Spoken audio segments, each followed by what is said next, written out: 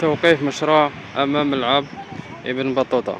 هذا المشروع هذا كان بادي ينفع كما تشوفوا، الرافعات عملوا لساس لاكاب خدام ينفع. دوروا القرياج ديالو، حيدولو البلاكه ديالو كانت واقفه هنايا، حيدوها كما كتشوف. المهم كاين شي عمارات اللي كيتبناو هنايا يمكن على ما اظن قدام ملعب ابن بطوطة، وتوقف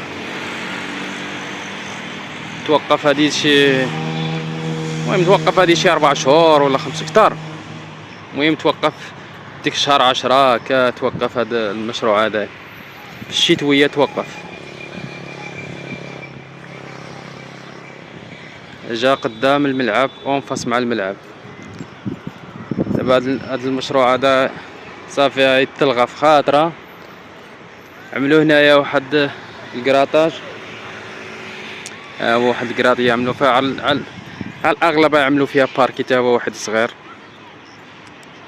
كيعملوا واحد الباركي اخر من الجهه هاد الديار هذا من اللهين، كيعملوا تما واحد الباركي حاليا.